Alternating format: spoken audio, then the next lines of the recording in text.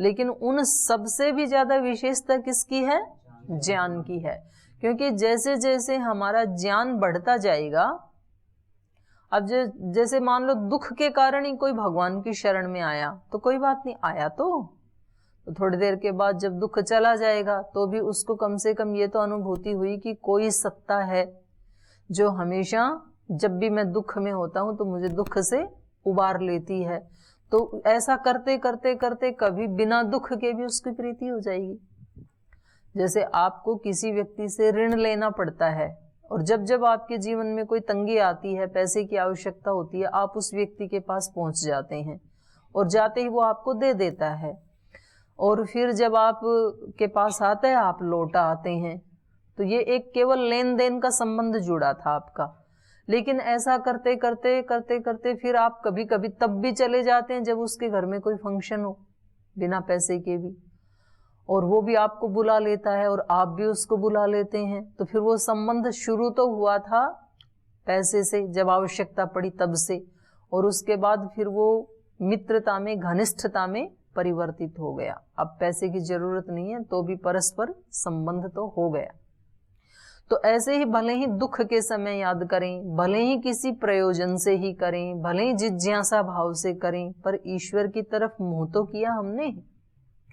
कुछ लोग जैसे दान देते हैं, उनको शुरू में कहें देखो आप यहाँ दान देंगे तो हमारे यहाँ आप 200 देशों में हमारा आस्था का कार्यक्रम जो है वो प्रसारित होता है, तो सब लोग आपको देखेंगे, पूरे भारत में देखेंगे कि इन्होंने दान दिया और पूरे विश्व में देखेंगे।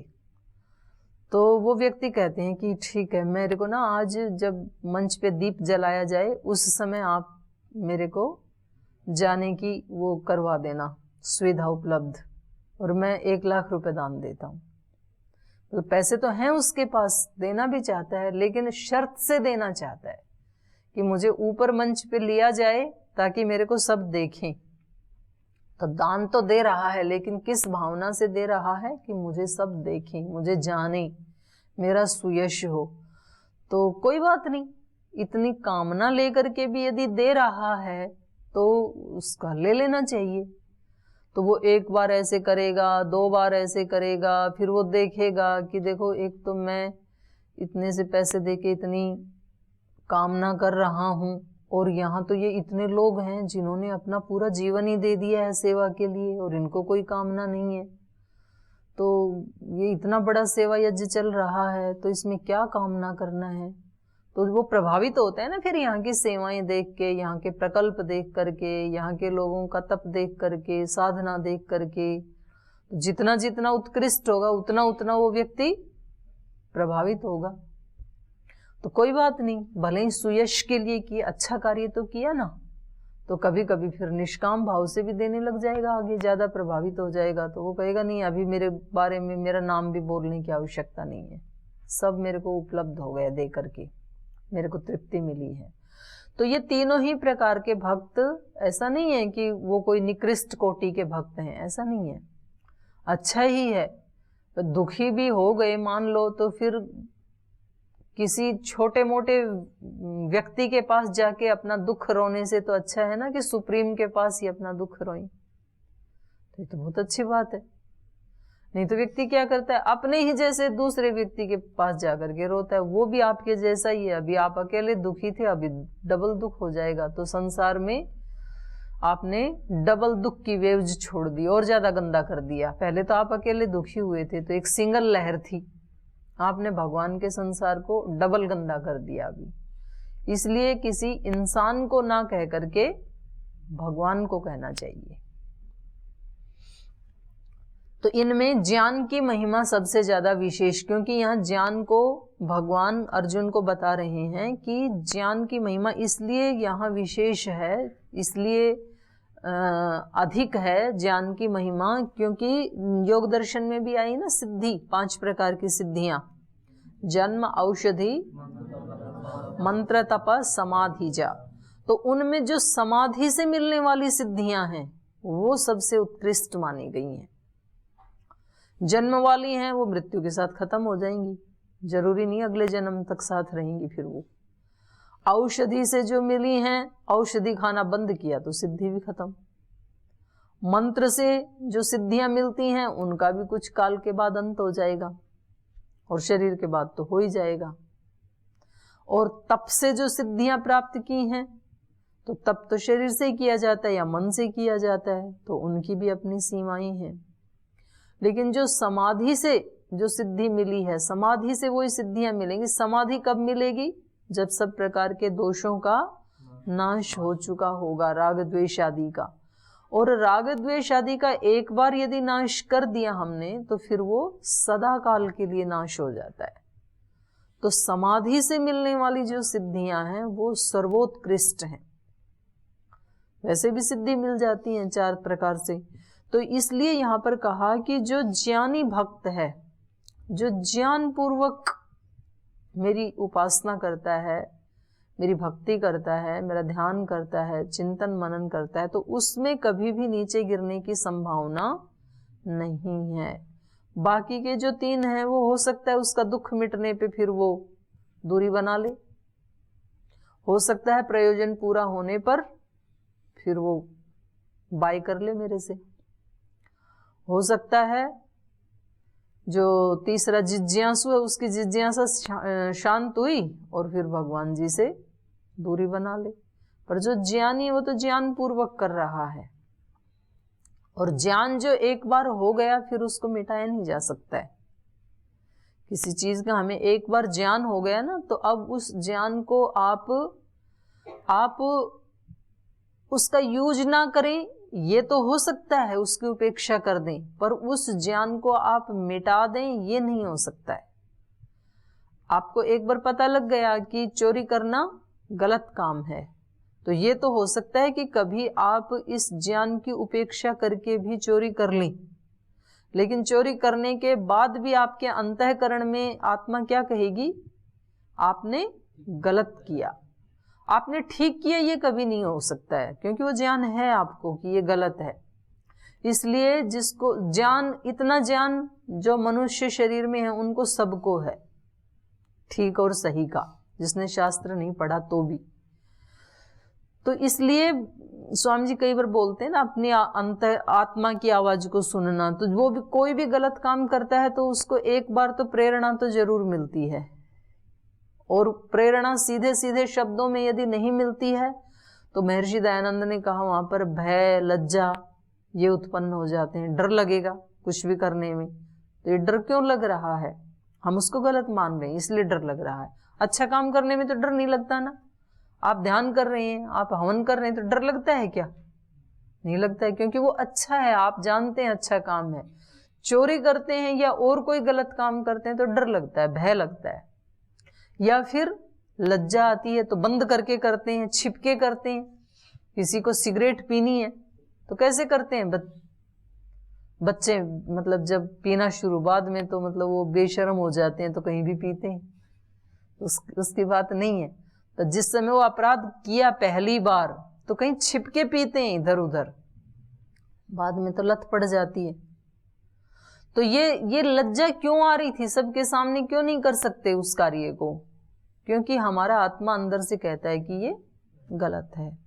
तो इसलिए ज्ञान की महिमा है, क्योंकि ज्ञान से ही क्या होगा? अज्ञान का नाश, और अज्ञान का नाश होने पर ही ईश्वर से सच्ची प्रीति हो सकती है, हम सच्चे भक्त बन सकते हैं। तो हम ईश्वर की कृपा प्राप्त करने के, ईश्वर के भक्त बनने के अधिकारी कब होंगे? जब हम अपने अज्ञान का नाश करेंगे, जब हम अपने दोषों को मिटा पाएंगे। देखो, जब तक थोड़ी सी भी अपवित्रता, थोड़े से भी दोष हैं, आप पात्र नहीं बन सकते, ईश्वर की भक्ति नहीं कर सकते तब तक आप। दोष मतलब क्या? किसी के प्रति आपके मन में उपेक्षा का भाव है। उपेक्षा का भाव क्यों आता है? अहंकार के कारण। व्यक्ति को लगता है कि मैं तो सबसे ज्यादा जानता हूं, ये मेरे को क्या बताएंगे। तो ये क्या है? अंतःकरण की अपवित्रता। और जो व्यक्ति सब में एक उस ज्योति को स्वीकार करता है, बाकी के दोष नहीं देखता है, आत्म स्वरूप में स्वीकार करते हैं। ये क्या है? अंतःकरण की पवित्रता। योगी जनों की दृष्टि ऐसी होती है, वो किसी दोषी व्यक्ति के अंदर भी क्या देखते हैं? आत्म स्वरूप को देखते हैं, इसकी आत्मा तो पवित्र है, उतना ही देखते हैं वो। तो हमारे अंतःकरण में जो राग, द्वेष, ईर्ष्या, घृणा, ये जो है, ये सब क्या है? अंतःकरण की अपवित्रताएं। किसी की उपेक्षा, घमंड, अपने आप को ही ज्यादा मानना, ये सारी क्या है? अपवित्रताएं। और जब तक ये हमारे अंतःकरण में है तब तक हम ईश्वर को प्राप्त करने के पात्र नहीं बन सकते हैं, योग मार्ग में चलने के पात्र नहीं बन सकते हैं। योग मार्ग में चलने के लिए क्या चाहिए? शुचिता, पवित्रता। इसलिए सबसे बड़ी संपत्ति मनुष्य की क्या है? पवित्रता। 5 जो नियम है उनमें सबसे पहला नियम क्या है? शौच। शौच मतलब शुचिता, पवित्रता। सबसे बड़ी पूंजी है ये। शरीर की पवित्रता, इंद्रियों की पवित्रता, मन की पवित्रता, विचारों की पवित्रता, भावों की पवित्रता। इसलिए यज्ञ करके क्या प्रार्थना करते हैं? पूजनीय प्रभु हमारे भाव उज्ज्वल कीजिए, हमारे भावों को कैसा बनाइए? उज्ज्वल, पवित्र। क्योंकि हमारे भावों का सबसे ज्यादा प्रभाव पड़ता है। आप किस भाव से क्या शब्द बोल रहे हैं उसका प्रभाव पड़ता है। आपको पता है कि माँ कभी कठोर भी बोलती है तो बुरा नहीं लगता है, कभी डांटती भी है ना, क्या तू सोया रहता है 8 बजे तक उठता नहीं है, तो फिर कैसा लगता है? बुरा नहीं लगता है, रिलैक्स ही रहते हो आप। क्योंकि माँ का भाव क्या है? अच्छा बनाने का है, द्वेष का भाव नहीं है। माँ चाहती है जल्दी उठे तो और अच्छा बने मेरा बालक। तो भावों का प्रभाव पड़ता है। और यही शब्द अगर कोई दुर्भाव से आपको बोल रहा है गुरुकुल में, आपको हीन समझ करके, तो फिर कैसा लगता है? हाँ हाँ पता है तेरे बारे में भी, तू और क्या क्या करता है, 3 बजे उठ तो जाता है लेकिन बाकी दिन भर क्या करता है मुझे सब पता है। बुरा लगता है फिर व्यक्ति को। क्यों हुआ? शब्द वही थे पर उसका भाव अलग था, माँ का भाव अलग था। तो हमारे भाव उज्जवल कीजिए, ये हमें खुद पता लगता है कि इस समय मैं इस व्यक्ति को ये कह रहा हूं तो मेरा भाव क्या चल रहा है। कभी एक शब्द भी नहीं बोलते हैं हम किसी को, लेकिन अंदर से भाव क्या चल रहे होते हैं? अच्छे नहीं चल रहे होते हैं। तो उसका बेनिफिट किसको मिलेगा? आपको पहले मिलेगा, दूसरे को तो पता नहीं, वो ले कि ना ले उसकी मर्जी है। तो ये सारी पवित्रताएं, और ये पवित्रताएं किससे आएंगी? ज्ञान से। जब व्यक्ति को ये ज्ञान हो जाएगा कि इससे मेरा नुकसान हो रहा है तो वो तुरंत डिलीट मारेगा उस विचार को उठते ही। जैसे वो भाव उठा वैसे उसको हटाएगा, क्योंकि इसको ज्ञान है। जैसे ही मेरी तरफ अग्नि आती है तो मैं 2 कदम पीछे हट जाता हूं, क्योंकि मुझे ज्ञान है यदि लग गई तो मैं जल जाऊंगा। जैसे ही मेरे सामने कोई कांटा, कीचड़, पत्थर आता है तो मैं कदम पीछे हटा लेता हूं, क्योंकि मुझे ज्ञान है कांटा पैर में लगा तो दर्द होगा मुझे ही।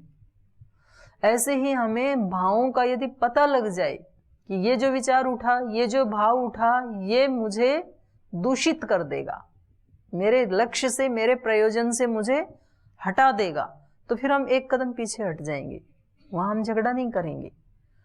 और ये कैसे होगा? ज्ञान से।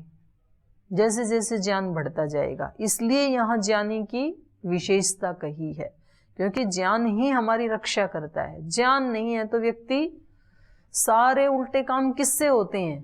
अज्ञान से। आहार का अज्ञान है तो फिर रोगी होता है, व्यवहार का अज्ञान है तो फिर झगड़े खड़े होते हैं, ईर्ष्या, द्वेष आदि ये सारे अज्ञान के कारण होते हैं। तो हमारी यहाँ पर भगवान ने कहा कि वो मुझे अत्यंत प्रिय है और उसको मैं अत्यंत प्रिय हूँ, ज्ञानी भक्त को। तो ये ज्ञान की महिमा है। फिर कहा उदाराः सर्व एव एते ज्ञानी तु आत्मैव मे मतम आस्थितः स हि युक्तात्मा माम एव अनुत्तमां गतिम। सर्व एव एते उदाराः। ये सारे ही भक्त क्या हैं? उदारा, श्रेष्ठ। उदार मतलब श्रेष्ठ। जैसे हम पहले चर्चा कर रहे थे वो ही इस श्लोक में भगवान बता रहे हैं कि ऐसा नहीं है कि केवल ज्ञानी ज्ञानी की ही महिमा है, बाकी सबको मैं अच्छा नहीं मानता हूं, ऐसा नहीं है। वो सभी अच्छे हैं, श्रेष्ठ हैं। उदारा सर्वे एव एते। लेकिन ज्ञानी तो आत्मा एव मे मतम। लेकिन ज्ञानी तो मेरी आत्मा ही है। आत्मा मतलब मेरा स्वरूप। आत्मा का मतलब स्वरूप, वो तो भगवत स्वरूप ही है। अब जो व्यक्ति ज्ञान की ऐसी पराकाष्ठा में जीता है संसार में, तो कहते हैं ना कि आप तो हमारे लिए भगवान स्वरूप ही हैं। जो ऐसे योगी होते हैं जिन्होंने अपने अंतःकरण को निष्पाप बना लिया है, निर्मल बना लिया है, अत्यंत पवित्र बना लिया है, तो उनको तो देखते ही क्या लगता है? साक्षात ये तो भगवान ही है इस धरती के ऊपर। तो वही कह रहे हैं, ज्ञानी तो आत्म एव में मतम। ज्ञानी तो ऐसा मेरा मानना है कि वो तो मेरी आत्मा ही है, वो तो मेरा ही स्वरूप है। क्योंकि भगवान का स्वरूप अनंत अनंत गुणों से बना है। उनमें एक गुण क्या है? पवित्रता, ज्ञान। तो वो एक गुण भी जब आता है तो उतने अंश में ये व्यक्ति ईश्वर का ही प्रतिनिधि हो जाता है। और फिर एक ये ऐसा गुण है ज्ञान, जिससे फिर सारे कलमश धुल जाते हैं।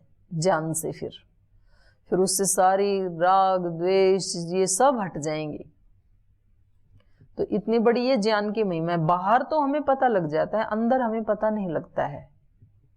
अंदर हम अपना ही नुकसान करते रहते हैं अज्ञान के कारण। ये ऐसे ही है जैसे आप यहाँ आग जला के बैठो, आग लगा के कमरे में, और फिर ऊपर से घी और डालते रहो, तो किसको जला रहे हो? अपने ही घर को, अपने ही आश्रम को। नुकसान किसका हो रहा है? अपना ही हो रहा है। लेकिन ये तब तक होता है जब तक व्यक्ति ने कोई प्रयोजन तय नहीं किया है, कोई टारगेट नहीं लिया है। जब व्यक्ति का लक्ष्य सुनिश्चित हो जाता है ना, नहीं तो व्यक्ति क्या कहते हैं, सब व्यक्तियों की शिकायत है, बोलते जब ये अच्छी अच्छी बातें सुनते हैं, पुस्तकें पढ़ते हैं, महापुरुषों से प्रवचन सुनते हैं, तो बहुत अच्छा लगता है, हम मोटिवेट भी होते हैं। लेकिन जैसे ही किसी का मोटिवेशन बंद हो जाता है तो फिर एक दो दिन के बाद फिर हम अपने आप को वैसे ही दुखी महसूस करते हैं और वैसे ही तनाव युक्त, परेशान और अब सामान्य अपने आप को ऐसा महसूस करते हैं। मतलब लगातार हम मोटिवेट नहीं रहते हैं। एक बार तो वो सुन के वो स्थिति बन जाती है और वो चित्त शांत भी हो जाता है, लेकिन थोड़ी देर के बाद फिर वही अशांति लौट आती है। तो ऐसा क्यों होता है? ऐसा कब होगा? जब हम निरंतर मोटिवेट होते ही जाएं। तो उसका एक कारण ये है कि हमने अभी अपने जीवन का प्रयोजन तय नहीं किया, लक्ष्य हमने तय नहीं किया अंदर से। जब वो मेरा मिशन बन जाता है ना, तो फिर किसी दूसरे के मोटिवेशन की आवश्यकता नहीं है, क्योंकि वास्तव में मोटिवेट करने वाला तो मेरे अंदर बैठा है। वास्तविक गुरु, वास्तविक उपदेष्टा तो मेरे अंदर है। लेकिन वो हमें बताता है, लेकिन हम उसकी सुनते इसलिए नहीं है क्योंकि हमने ये तय ही नहीं किया अभी कि मुझे कैसा जीवन जीना है, मेरा गोल क्या है, मेरा लक्ष्य क्या है, प्रयोजन क्या है। हमारा प्रयोजन तय हो जाता है ना, तो फिर चीजें अपने आप होने लगती हैं। फिर दूसरे को मतलब वो मोटिवेट करने की आवश्यकता नहीं है। कोई नहीं कहेगा कि ध्यान करो, अपने आप करेगा व्यक्ति ध्यान।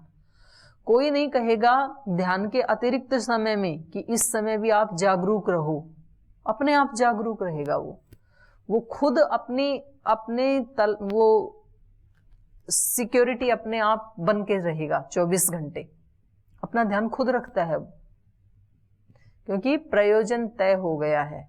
आपने सफेद कपड़े पहने हैं, आपको कौन कहता है कि धूल मिट्टी से बचा के रखना? कहा है किसी ने? और जैसे धूल मिट्टी कीचड़ कहीं आती है तो वस्त्र को संभाल लेते हो ना, तो कैसे हो जाता है ये? किसी ने मोटिवेशन तो दिया नहीं उस समय, वही बचा के रखना। ऐसे तो किसी ने भी नहीं बोला। क्यों? आपने क्या तय कर लिया? वस्त्र सफेद हैं और इसको मुझे सफेद ही रखना है, नीला पीला काला नहीं होने देना है, इस पे मिट्टी का दाग नहीं लगने देना है। ये आपने तय कर लिया, प्रयोजन क्लियर है आपका, बचा लेते हो, बड़े आराम से बचा लेते हो। तो ऐसे ही अंदर से जिसने ये तय कर लिया कि मुझे अंतःकरण को शुद्ध करना है, पवित्र करना है, अपना नुकसान नहीं करना है, जो अवसर मिला है इसको मुझे दुरुपयोग नहीं करना है। एक तो मृत्यु को याद रखना चाहिए व्यक्ति को, क्योंकि कभी भी आ सकती है ना, तो कभी भी आ सकती है। तो मेरा एक एक पल क्या है, अमूल्य हीरे जैसे है, हर श्वास अनमोल हीरा। तो एक तो उसकी कदर करनी है कि भाई पता नहीं क्या पता, मानो आपको कोई कह दे कि आज आपके जीवन का अंतिम दिन है, जैसे मर्जी जीना है जी लो, शाम को चलना है यहां से, कैसे जियोगी? बहुत अलर्ट हो जाओगे ना, बिल्कुल पवित्र, बिल्कुल दानी, सब लुटा दोगे कि ले लो भाई ये भी ले लो, जाना ही है आज तो। अब किसी झगड़ा हो गया था उसको छोड़ो, तो आज तो जाना ही है, कैसे हल्का हल्का जीवन हो जाएगा। तो रोजाना अगर ये तय कर लें कि भाई क्या पता आज अंतिम दिन हो, तो फिर व्यक्ति को सहायता मिलती है इसमें। और वो तो आ ही सकता है कभी भी, क्योंकि वो हमारे हाथ में नहीं है, जीवन और मृत्यु तो ईश्वर के ही हाथ में है। तो एक तो ये भाव हमारी बहुत हेल्प करता है। दूसरा एक भाव है हमेशा कृतज्ञता के भाव में रहना, धन्यवाद के भाव में रहना।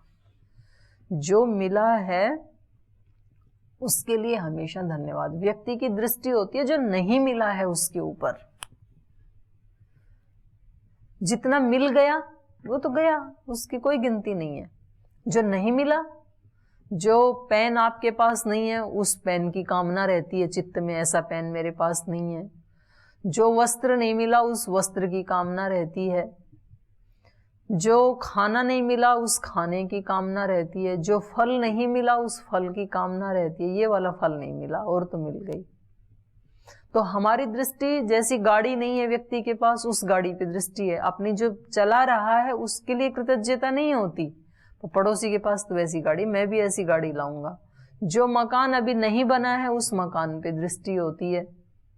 जो नौकरी अभी नहीं रैंक मिला है उस रैंक पे दृष्टि होती है। तो हमेशा हमारी चेतना का चिंतन जो है वो किस पे चलता है, जो अभी नहीं मिला है। तो जो मिल गया है वो तो मिल गया, बस उसके प्रति क्या। जो बच्चे मिल गए, पति पत्नी मिल गए, माँ बाप मिल गए, खेत जमीन मिल गया, घर मिल गया, नौकरी मिल गई, वो तो सब सामान्य लगता है। फिर प्राप्ति समाप्ति, उसके लिए कृतज्ञ होना। मैंने क्या किया था ऐसा जो ये इतना मिल गया, ईश्वर की कृपा है। जिन महापुरुषों के दर्शन करने के लिए भी लोग इतना इंतजार करते हैं, उनके साथ मेरे को लाइव उनको देखने को मिल गया। क्या किया था ऐसा मैंने, कितनी बड़ी उपलब्धि है, कितना बड़ा धन्यवाद है भगवान का। और केवल देखने को मिल गया इतना नहीं, साक्षात उनके घर में ही रहने को मिल गया, कितनी बड़ी उपलब्धि है। वो तो सामान्य लगता ही नहीं कि हम इतने अच्छे उस स्थान में रह रहे हैं। और यहाँ पर बैठे बैठे मेरे को इतना शुद्ध सात्विक खाना, दूध, सब्जी, रोटी, चावल मिल रहा है कि मैं तो खेत में गया भी नहीं, पेड़ एक लगाया नहीं, हल जोता ही नहीं, बीज डाला भी नहीं। कितनी बड़ी कृपा है ईश्वर की। तो क्या धन्यवाद नहीं दे सकते जब थाली सामने आती है? तो जब खाने की थाली सामने आती है तो धन्यवाद नहीं जगना चाहिए क्या? जगता ही नहीं, ऐसे खा लेते, विचार कुछ और चल रहा होता है, पता ही नहीं कि ये कैसे बन के आया है, मैंने क्या किया था इसके लिए, मैंने तो कुछ भी नहीं किया। तो जो मिला है, और हर व्यक्ति को कुछ ना कुछ तो ऐसा मिला है जो दूसरों से यूनिक है। एक भिखारी के पास भी कुछ ना कुछ ऐसा है जो एक राजा के पास नहीं होता है।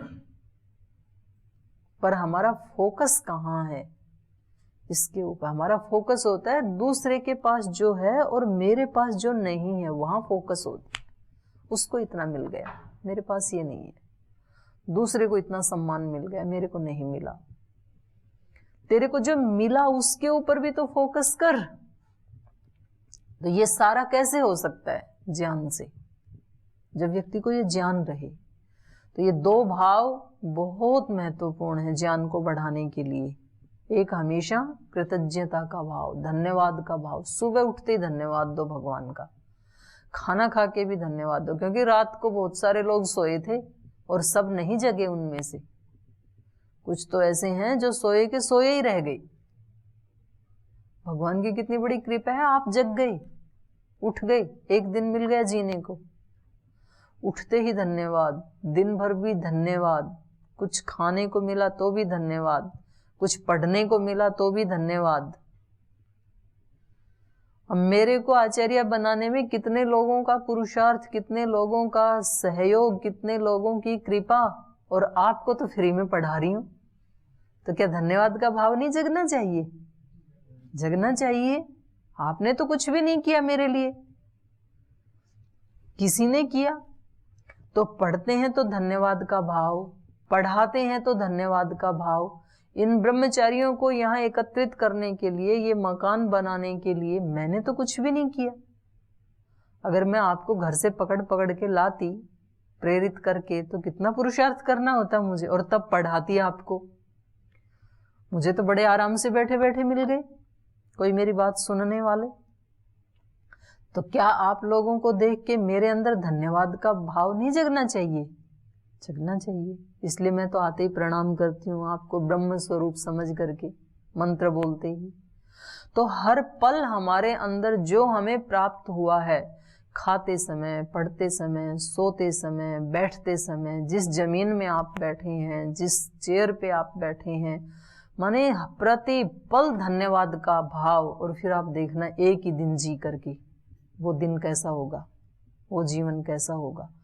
और जो ऐसे धन्यवाद और कृतज्ञता के भाव में जीते हैं, उनको भगवान बहुत देते हैं। भगवान को लगता है ये संभाल रहा है और उसको सेवा में लगा रहा है। और जो हमेशा शिकायत के भाव में होते हैं, उनके पास जो है वो भी छिन जाता है कि इसको आता ही नहीं है, जितना दे रखा उसको तो संभालता नहीं है। इसकी दृष्टि हमेशा शिकायत पे ही रहती है। तो ये अंतःकरण की अपवित्रताएं हैं, और कृतज्ञता के भाव में रहना ये अंतःकरण की पवित्रता है, शुचिता है, और ये होगा ज्ञान से।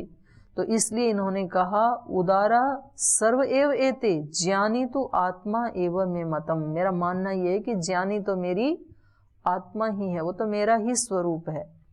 आस्थित से ही युक्त आत्मा, वो युक्त आत्मा, युक्त किससे? ईश्वर से, ब्रह्म से। ऐसे ब्रह्म से युक्त रहता हुआ ये व्यक्ति, ये मनुष्य, आस्थित, यहाँ स्थित होता हुआ भी मेरे से युक्त रहता है। और माम एव अनुत्तमाम गतिम, और ये मुझ अनुत्तम गति को यहाँ से जाने के बाद भी प्राप्त कर लेता है। यहाँ रहते हुए भी मुझसे युक्त रहता है, और इस संसार को छोड़ के जाने के बाद भी मुझ में ही युक्त रहता है। तो ये हमेशा मुझसे ही युक्त रहता है। तो ये ज्ञान की महिमा है। अब आगे इसको और बढ़ाएंगे, तो इसको हम कल पढ़ेंगे। आज समय हो गया, यही पाठ को विराम देते हैं।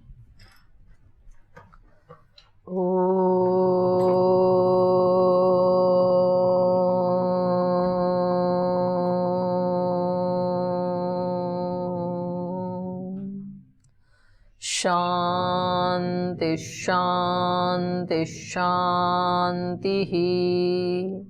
श्री गुरुभ्यो नमः।